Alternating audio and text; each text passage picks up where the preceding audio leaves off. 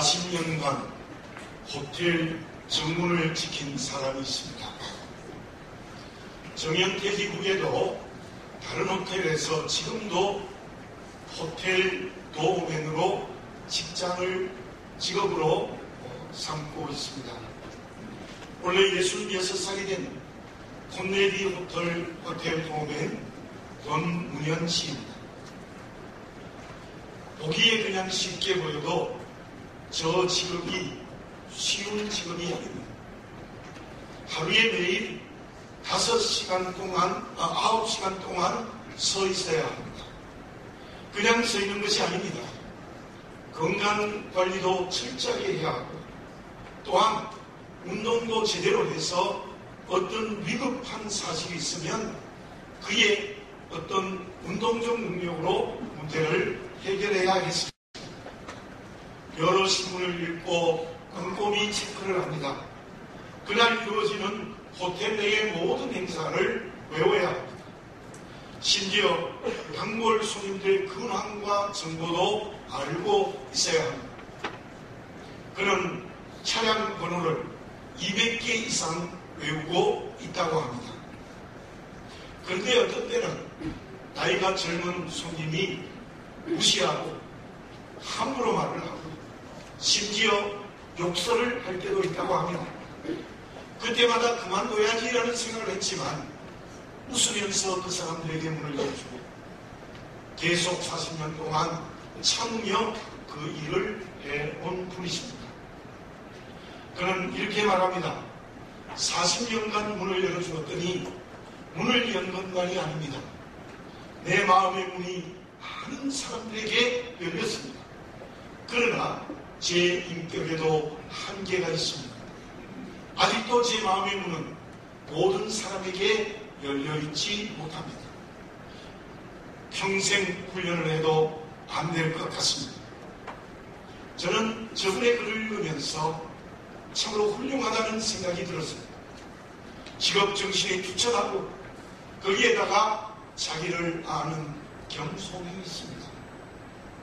저와 여러분, 특별히 오늘 처음 온 여러분들, 인생의 길을 걸어가면서 내 인생의 문을 열어준 분들이 있었을 것입니다.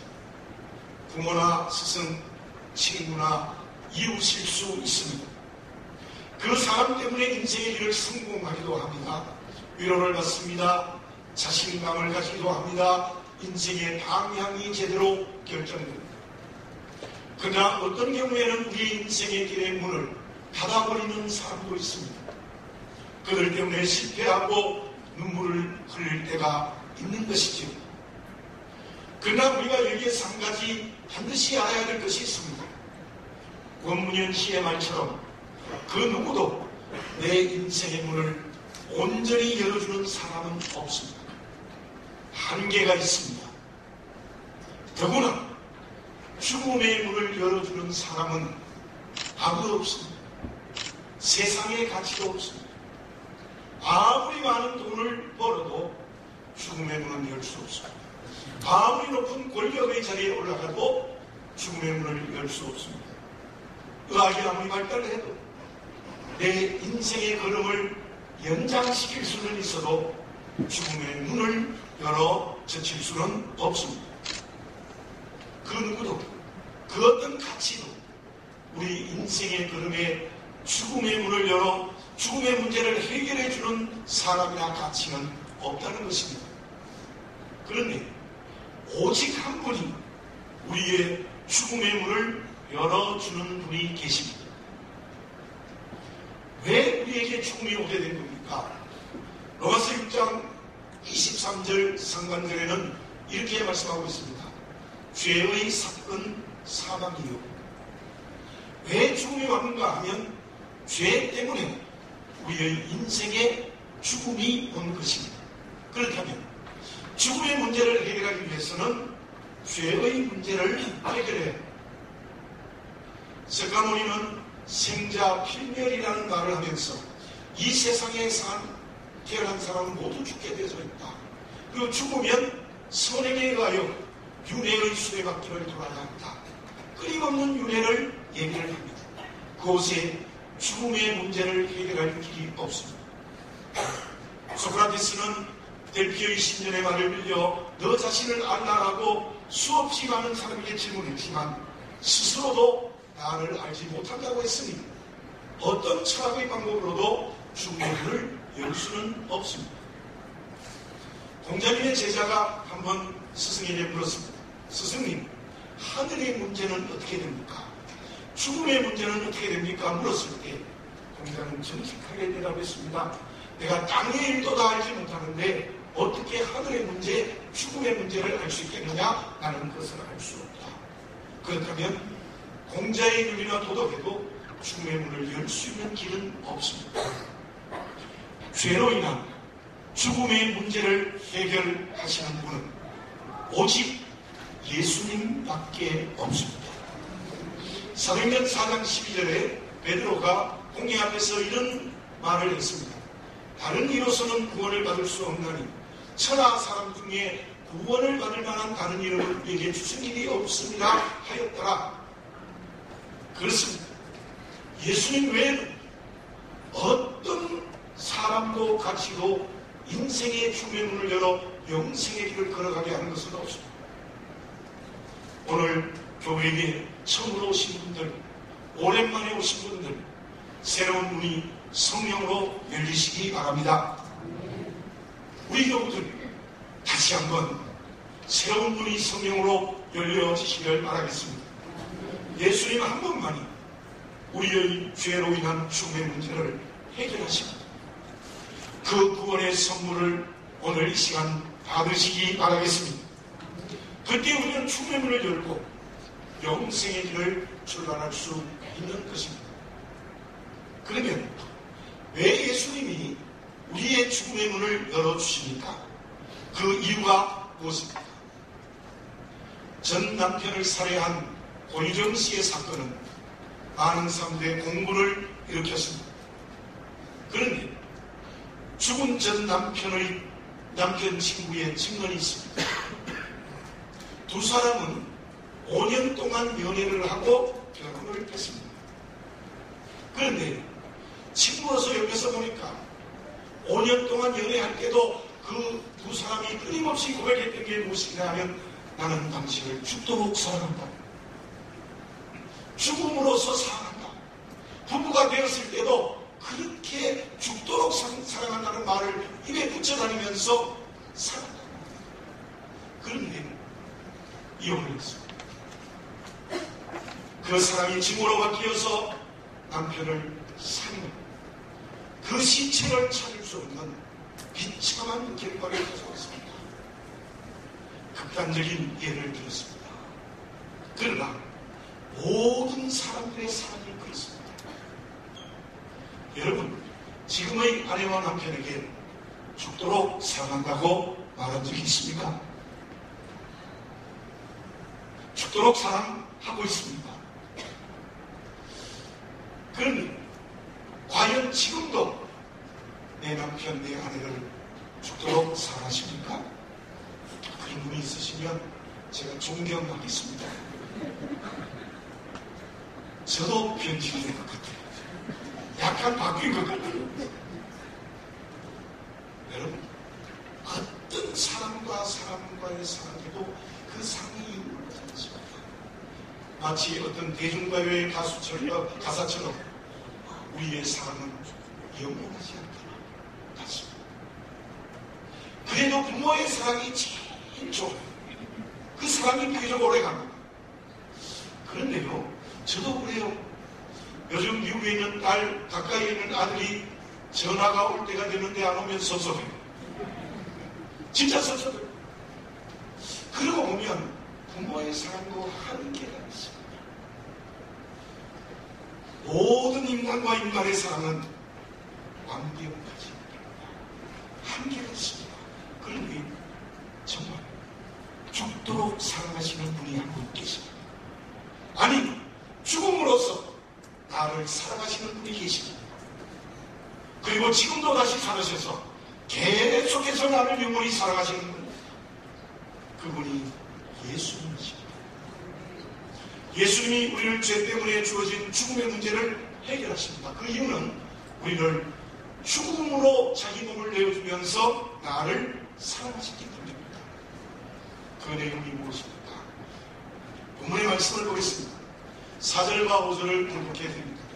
내가 어디로 가는지 그 길을 너희가 아는가? 도마가 이르되 주여 주께서 어디로 가시는지 우리가 알지 못하거늘 그 길을 어찌 알겠사옵나이까? 예수님이 제자들에게 말씀하셨어요. 내가 어디로 가는지 너희가 알 거다. 그랬더니 도마가 묻습니다. 어떻게 우리 주님이 어디로 가신지 알겠습니까? 했더니 유명한 6절의 대답을 예수님이 하신 것입니다. 예수께서 이르시되 내가 곧 길이요 진리요 생명이니 나로 말미암지 않고는 아버지께로 올 자가 없느니라. 내가 곧 길, 진리, 생명이 된다는 대답이었습니다. 그 뜻을 말씀드리겠습니다. 그 뜻은 예수님이 우리를 죽도록 사랑하신다는 말의 다른 표현입니다. 사도행전 20장 28절 하반절에 바울이 밀레도 섬에서 에베소 교회 장로들에게 하시는 말씀이 있습니다. 하나님이 자기 피로 사신 교회를 보살피게 하셨느니라. 교회 공동체는 하나님이 죽으셔서 피를 흘리셔서 이 교회 공동체를 만드십니다. 그 말씀의 의미가 무엇입니까? 예수님은 하나님이 사람이 되신 것입니다. 30년을 갈릴리 나사렛에서 목수라는 직업을 가지고 가난하게 사셨어요. 3년 동안 공적 삶을 사셨는데 온갖 핍박과 고난과 고통과 가난의 길을 걸어가셨습니다. 그리고 로마의 사형 틀린 십자가에 죽으셨습니다. 왜 하나님이 사람이 되셨습니까? 왜 비참한 가난과 고난의 길을 걸어가셨습니까?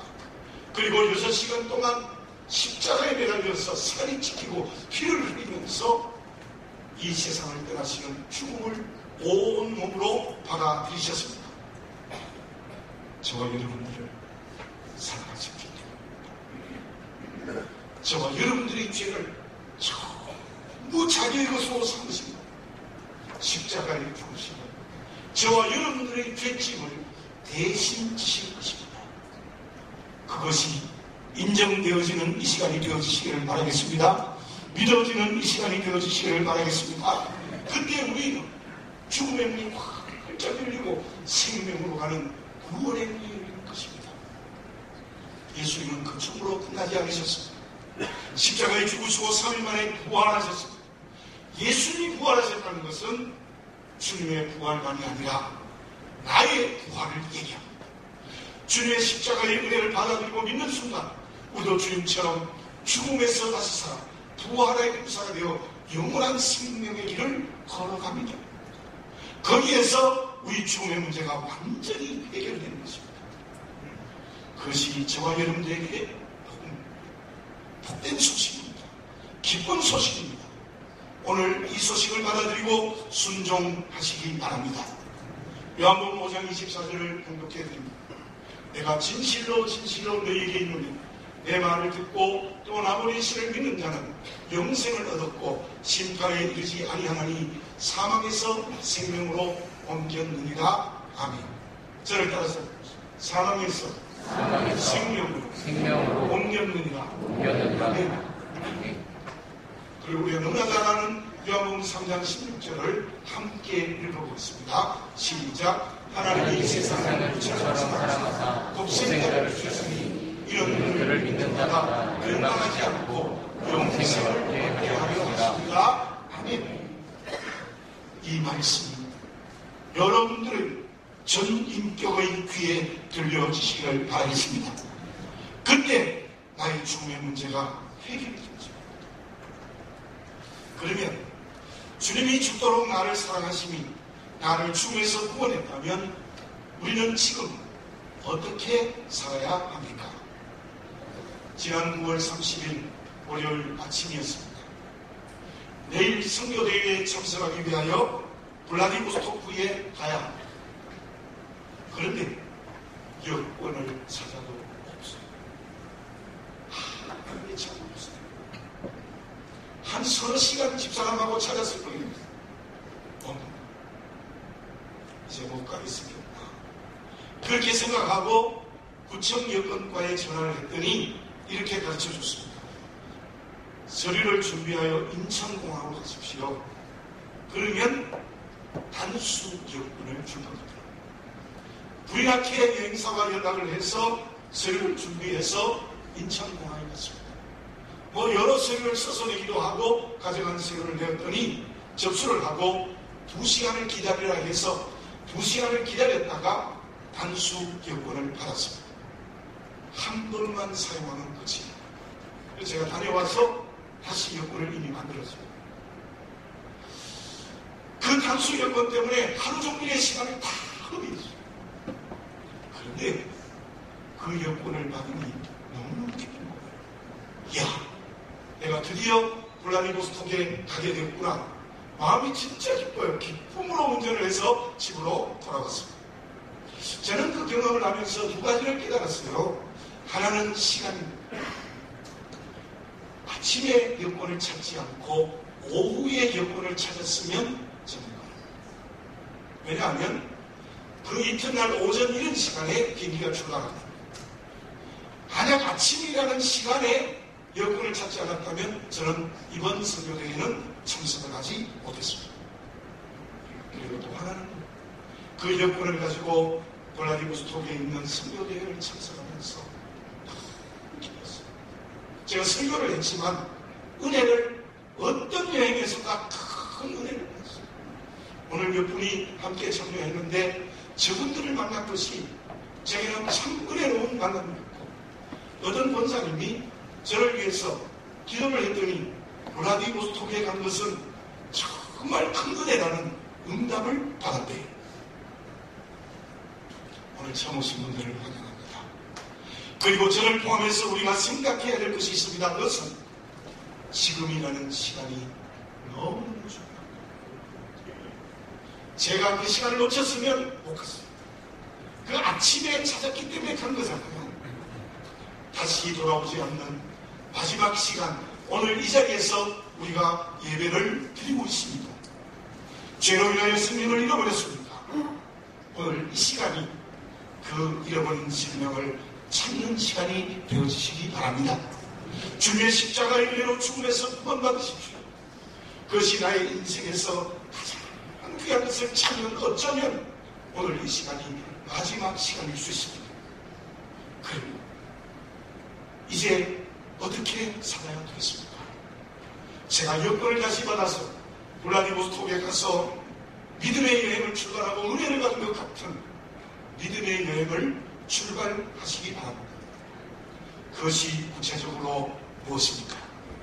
석가모니는 생로병사의 문제를 직접 경험하고 많은 사람들에게 가르쳤습니다. 소크라테스는 자신의 문제를 해결하는지 무엇인지 질문하고 그 질문하는 것을 수많은 사람들에게 질문하고 가르쳤습니다.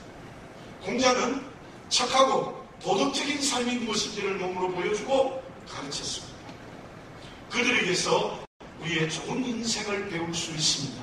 그러나 오늘 본문의 말씀을 말씀하신 예수님과는 전혀 다릅니다. 물론 예수님도 가르치셨습니다. 알려주셨습니다. 몸으로 보여주셨습니다. 그런데 오늘 본문의 말씀은 전혀 그런 것이 아닙니다. 제가 다시 한번 6절을 봉독해 보겠습니다. 예수께서 이르시되 내가 곧 길이요 진리요 생명이니 나로 말미암지 않고는 아버지께로 올 자가 없느니라. 저기에 예수님이 가르치신 것이 없습니다. 모범을 보여준 것도 어떤 의미에서 아닙니다. 무슨 말씀하셨어요? 내가 곧 길이다. 내가 곧 길 자체야. 내가 곧 진리 자체야. 내가 곧 생명 자체야. 공자도 소크라테스도 석가모니도 그놈도 저런 말을 한 적이 없어요. 예수님 아닌 길, 진리, 생명 자체입니다. 그 말씀의 뜻이 무엇입니까? 예수님이 십자가의 은혜로 죽음의 문을 열고 영생의 길을 걸어가면 오늘 어떻게 살아야 됩니까? 길과 진리와 생명 자체이신 예수를 따라갑니다. 길과 진리와 생명의 자체이신 예수의 말씀을 순종하면 되는 것입니다. 저와 여러분, 인생을 한번 진정 예수님의 말씀으로 살아가서 그 말씀이 능력이 되어지는 멋진 인생의 길을 걸어가시기 바랍니다. 그때 주님은 주시는 말씀이 능력이 되어 인생의 모든 문제를 해결합니다. 마태복음 4장 24절 하반절에 이러한 말씀이 있습니다. 사람들이 모든 앓는 자, 곧 각종 병에 걸려서 고통하는 자, 귀신 들린 자, 간질하는 자, 중풍병자들을 데려오니 그들을 고치시라. 물론 하나님의 뜻이 있습니다. 병이 하나님의 뜻으로 주어질 수도 있지만 그러나 하나님의 뜻이 있으면 말씀이 능력이 되어 우리의 모든 육체의 병을 치유하여 주실 줄로 믿습니다. 뿐만이 아닙니다. 사마리아 여인을 만나셔서 마음의 상처와 우울증을 다 치료해 주셨습니다. 정말 말씀이 능력이 되면 내 마음의 우울증과 상처 치유해 주십니다. 저는 목사이지만 그러한 경험을 실제로 했습니다. 뿐만이 아닙니다. 사마리아 여인의 영적 병도 고쳐주십니다. 우리의 영적 병을 깨끗이 치유해 주십니다. 믿으십시오. 말씀이 능력이 되면 관계의 문제, 환경의 문제, 모든 병을 치유하시는 놀라운 하나님의 역사가 일어납니다. 이제 예수님의 말씀 따라 사시기 바랍니다. 그뿐 아니라 우리에게 또 주시는 축복이 있습니다. 요한복음 10장 10절 하반절, 내가 온 것은 양으로 생명을 얻게 하고 더 풍성히 얻게 하려는 것이다. 저 말씀의 의미는 싹이 난 나무가 비와 햇빛을 따라 잘 자라는 것을 의미합니다.